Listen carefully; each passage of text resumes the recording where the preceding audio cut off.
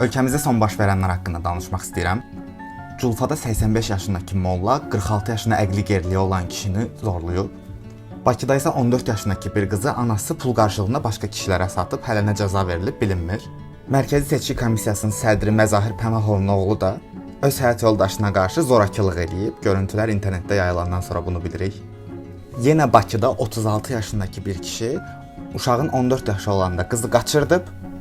İndi 23 yaşı olan qadını atası ilə birgə 4 az yaşlı uşağının göz qarşısında həyatlarına son verib. Aprelin əvvəlində də xəbər yayılmışdı ki, Sabunçuda ata 13 yaşlı uşağını zorlayıb. Bu adamların hamısı bizə qeyrətdən, nəslə hörmətdən, böyük hörmətdən danışan adamlardır ha. Bu da nəslin böyüklərinin əsl üzü. Təkcə böyüklərimizdə deyil, təzə nəsildə də bu zorakılıq var.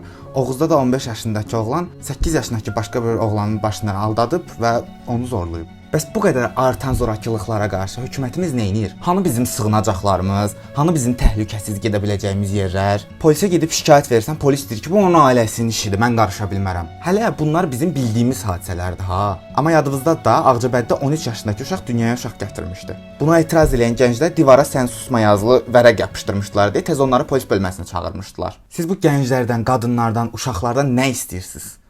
Biz həyatımızı necə qurtaraq?